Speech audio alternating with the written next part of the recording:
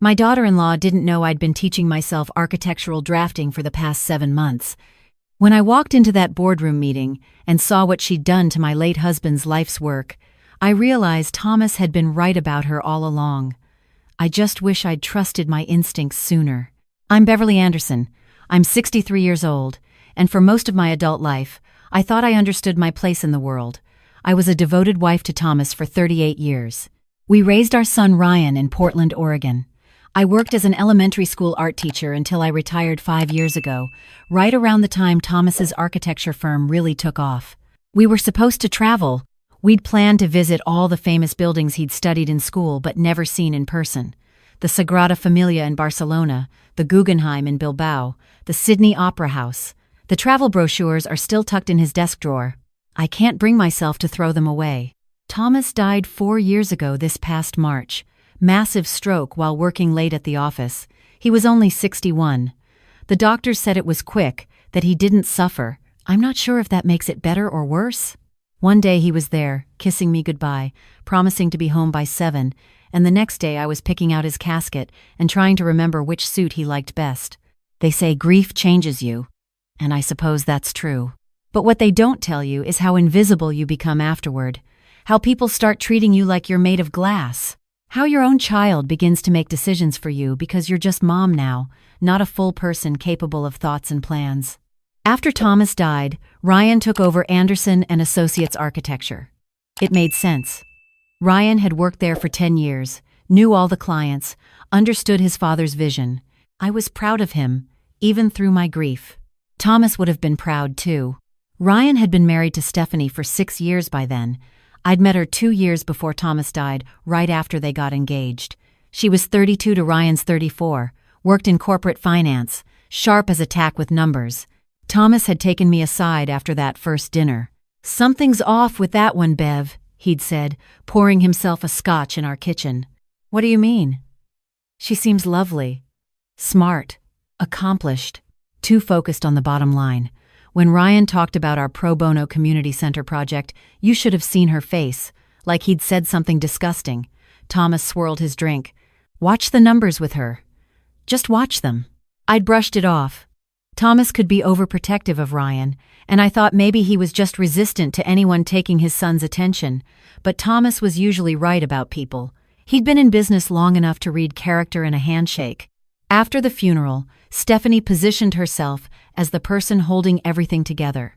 She became CFO of the firm, handled the finances, managed the accounts. Ryan was drowning in grief and work, trying to fill his father's impossible shoes. Stephanie seemed like a godsend, honestly.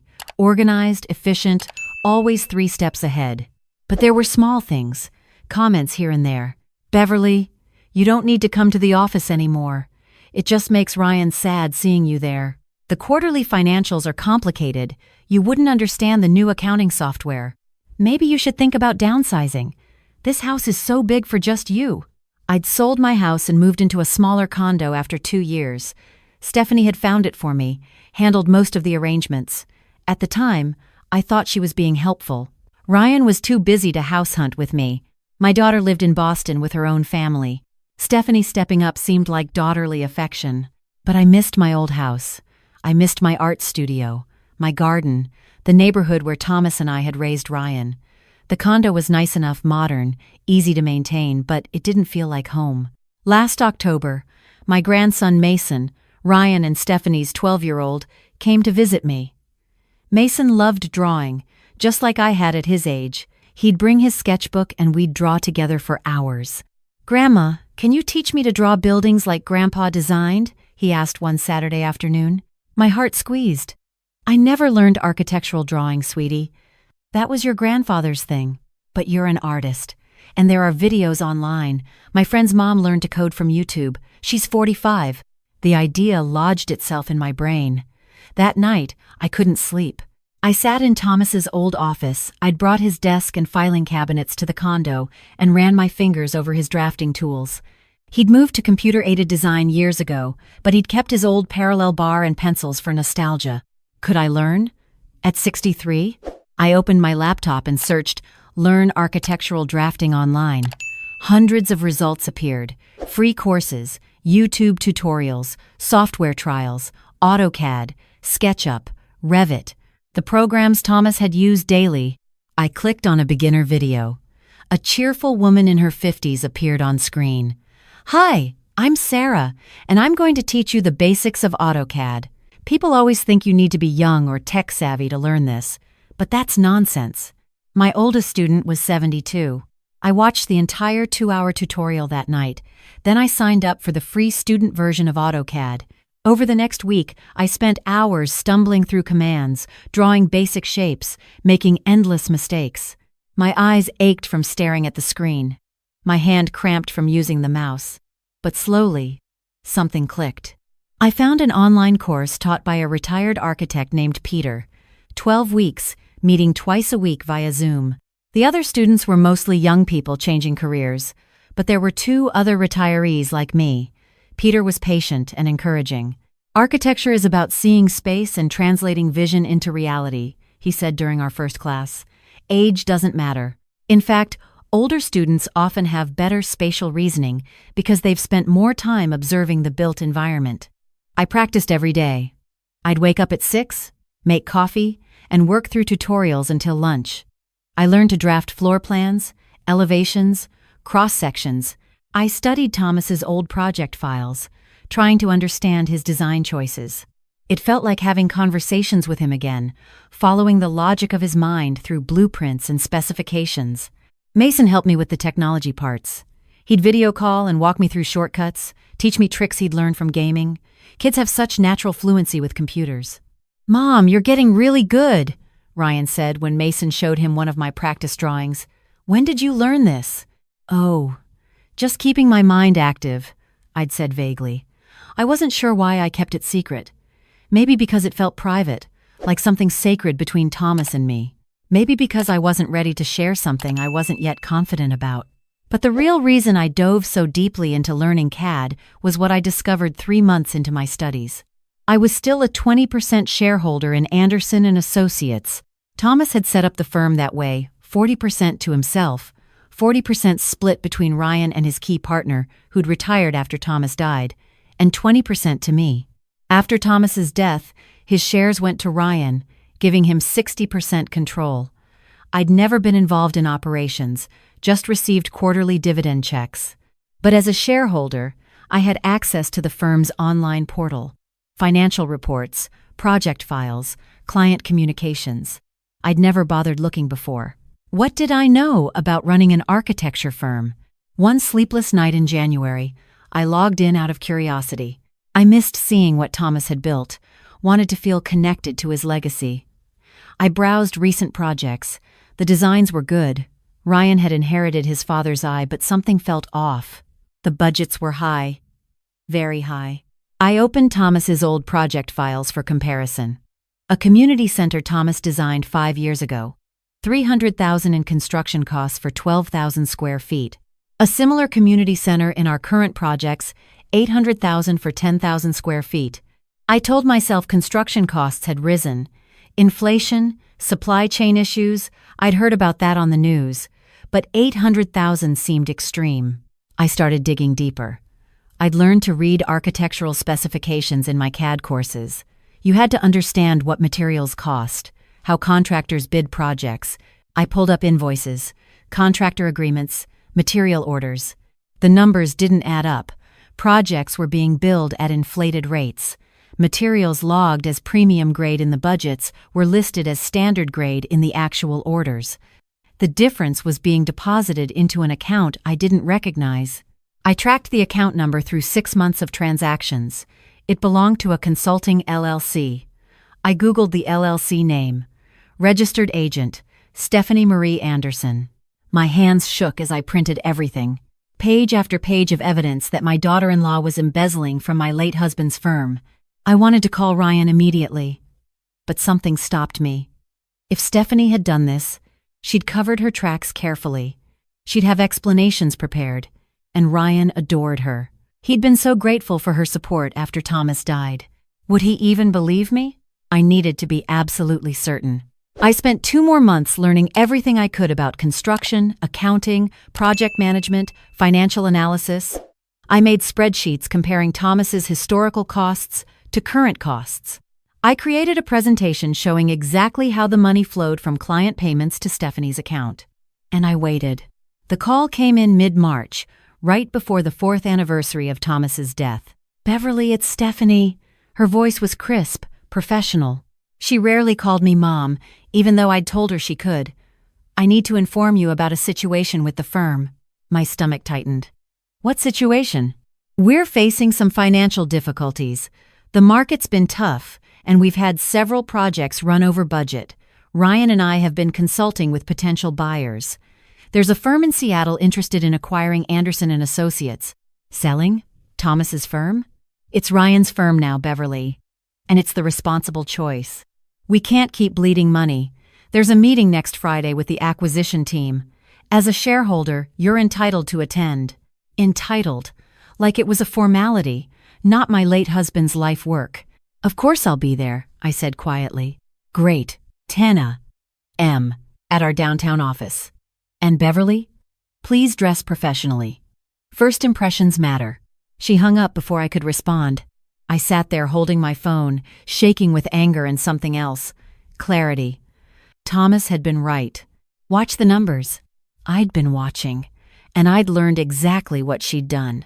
That week, I prepared. I organized my evidence into a clean presentation. I practiced my talking points until they were smooth. I picked out my navy suit, the one I'd worn to Thomas's funeral and Thomas's wedding ring, which I wore on a chain around my neck. Friday morning, I drove to the downtown office at 9:30. The building still had Thomas's aesthetic clean lines, lots of natural light, a lobby mural designed by a local artist he'd mentored. I'd forgotten how beautiful it was. The receptionist, Maria, lit up when she saw me.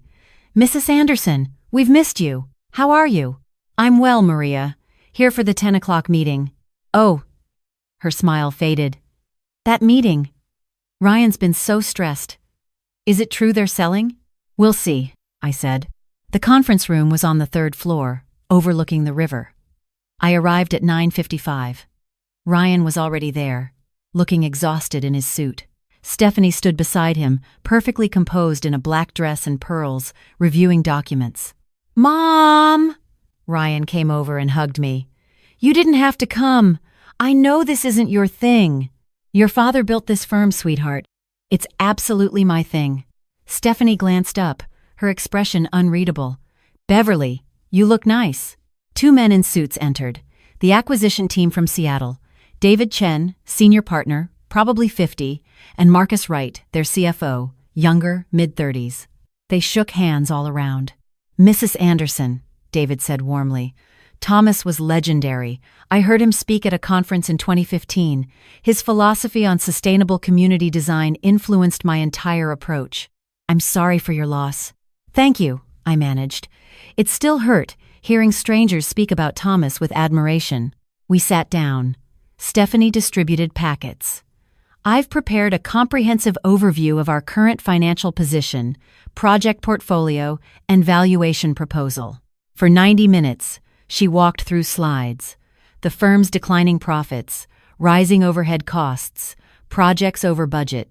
She painted a picture of an organization in crisis, barely staying afloat, desperately needing rescue by a larger, more stable company. Ryan sat slumped in his chair, looking defeated. My son, who'd worked so hard to honor his father's legacy, believing he'd somehow failed. Marcus flipped through the financials, frowning. "These overhead costs seem high, nearly double industry standard for a firm this size." "We're committed to quality," Stephanie said smoothly. "We don't cut corners." David studied the project list. "But these are good projects.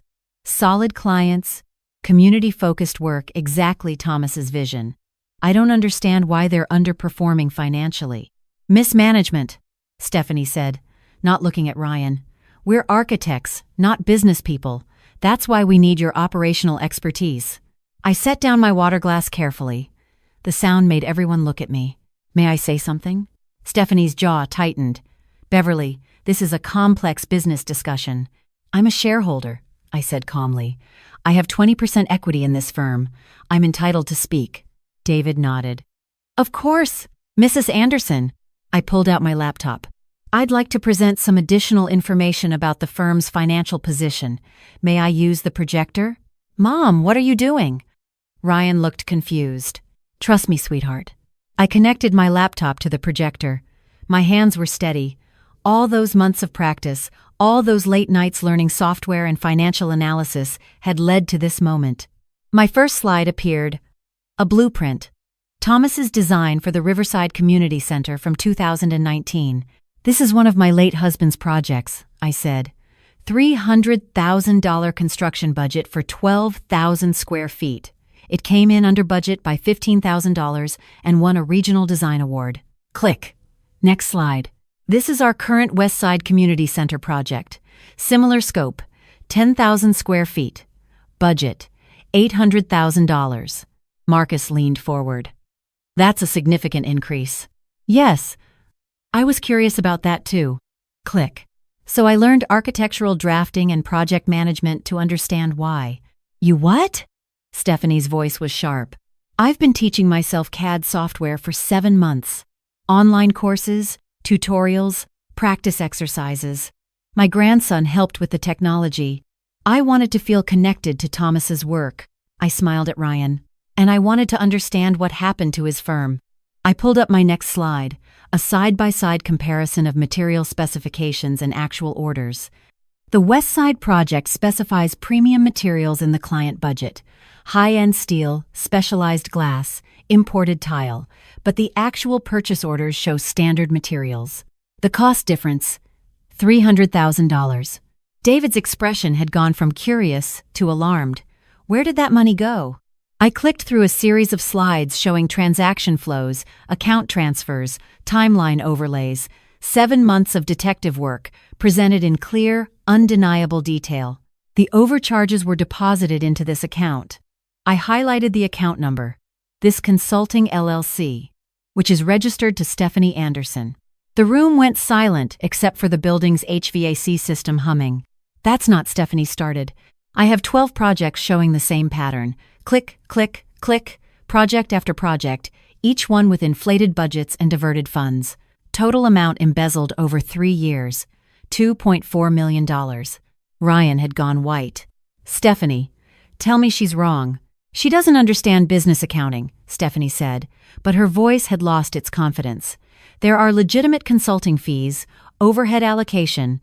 I understand perfectly, I said. I may not have a business degree, but I spent 7 months learning how to read these documents. I know the difference between consulting fees and theft. Marcus was typing on his phone. I'm looking up this LLC registration. Stephanie M. Anderson, registered agent. Formed 6 months after Mr. Thomas Anderson's death. David closed his portfolio. Mr. Anderson, I think we're done here. We have no interest in acquiring a firm with this level of financial irregularity. Wait, Ryan said desperately. This is my fault. I wasn't paying attention. My father just died. I was overwhelmed. Your father didn't just die, I said gently. He was murdered, Ryan. Not literally, but his legacy was. Someone he trusted, someone you trusted, systematically destroyed what he built. Stephanie stood abruptly. I don't have to listen to this. From some old woman who took a few online classes and thinks she's an accountant. I'm not an accountant, I agreed. I'm a 63-year-old art teacher who loved her husband enough to learn his profession after he died. And I'm a mother who won't let anyone destroy my son's inheritance. I pulled up my final slide. A timeline showing Stephanie's access to accounts, her LLC formation date, and the sudden spike in overhead costs that coincided with her becoming CFO. You waited 6 months after Thomas died, I said. Long enough for grief to cloud everyone's judgment. Long enough to position yourself as indispensable. Then you started skimming. Small amounts at first, then larger as you got confident. You thought no one would notice because I was just the grieving widow, and Ryan was too overwhelmed to question his wife's financial expertise. Ryan, she's lying, Stephanie said. She's jealous. She never liked me. Your father never liked me. My father warned me about you, I said, the day we met. He said to watch the numbers. I should have listened sooner. Ryan's face crumpled. Is it true? Stephanie, just tell me. Is any of this true? Stephanie grabbed her purse. I don't have to answer to her. She's nobody. I'm the 20% shareholder who's about to file a police report, I said quietly. And I'm the grandmother of your children, who will now grow up knowing their mother is a thief. Stephanie's mask finally cracked. You have no idea how hard I worked. Ryan was falling apart. The firm was chaos. Someone had to make tough decisions. Those consulting fees were legitimate compensation for saving this company. By destroying it? Ryan's voice broke. By stealing from my father's legacy? By lying to me every single day? David and Marcus were already packing up. Mrs. Anderson, David said to me, I'd recommend contacting the FBI's white-collar crimes division. We'll be filing our own report about attempted fraud in this acquisition process. After they left, Ryan sat with his head in his hands. Stephanie had fled, leaving her presentation materials scattered across the table. I'm so sorry, Mom, Ryan whispered. I should have protected Dad's firm. I should have seen this. I sat next to him and took his hand. You were grieving, sweetheart? She took advantage of that. But we can fix this. How? The money's gone. The reputation is damaged. The money can be recovered. I've already spoken to a forensic accountant and a lawyer. As for reputation, I pulled up a different folder on my laptop. I've been using my new CAD skills to redesign several current projects. More efficient layouts, sustainable materials, better budgets. Your father's vision, updated, we can rebuild. Ryan looked at my screen, detailed architectural drawings, professional grade specifications, cost analyses. You did all this? I had good teachers. Your father's old files, online courses, and Peter, my instructor. He's a retired architect, 70 years old, teaching people like me that it's never too late to learn something new. I can't believe you learned all this in 7 months. I can't believe I waited 63 years to try. I closed my laptop. Your father used to say that architecture is about seeing what could be and making it real. That's not just about buildings, Ryan. That's about life. I saw what Stephanie was doing, and I learned what I needed to learn to stop it. The next 6 months were difficult. Stephanie was arrested, charged with embezzlement and fraud. The divorce was ugly. Ryan got full custody of the kids after Stephanie's lawyer tried to argue that I was a vindictive, interfering mother-in-law who'd fabricated evidence until the forensic accountant confirmed every single one of my findings. The firm survived. We restructured, brought in an honest CFO, and I came on board as a consultant. Not because I needed the money, but because I'd discovered I loved the work. I loved learning, creating, problem-solving. At 63, I'd found a new purpose. Mason still visits every Saturday. Now we draw buildings together, both of us using CAD software. He's gotten quite good. Grandma, he said last week, I want to be an architect like Grandpa. Then you will be, I told him. And you'll be amazing at it. Will you teach me? I thought about Thomas, about all the years we'd had and all the years we'd lost, about how grief had nearly made me invisible, had nearly convinced me I was just a widow with nothing left to contribute. Yes, I said. I'll teach you everything I know, which, admittedly, is still not as much as your grandfather knew, but we'll learn together. If you're listening to this and you feel like your best years are behind you, like you're too old to start something new or stand up for what matters, I want you to hear this clearly. You are not too old. You are not past your prime. You are not irrelevant. When Thomas died, part of me died too. I thought my job was to quietly fade away, to not be a burden, to let the younger generation handle things. But that's not honoring someone's memory. That's abandoning it. Learning architectural drafting at 63 didn't just help me save my husband's firm, it saved me. It reminded me that I have a mind that can still grow, hands that can still create, a voice that still deserves to be heard. So learn that language. Take that class. Question those numbers that don't add up. Trust your instincts, even when everyone tells you you're overreacting, especially when people expect you to be quiet and grateful and invisible. Because here's what I learned in that boardroom, projecting evidence I'd spent 7 months gathering. The best revenge isn't revenge at all. It's refusing to be dismissed. It's continuing to grow when people expect you to shrink. It's proving that you're not done yet, not even close. And if you're very lucky, you'll end up sitting at your late husband's desk, teaching your grandson to draft his first building design, knowing that you didn't just preserve a legacy, you created your own. Trust me, it's worth every minute.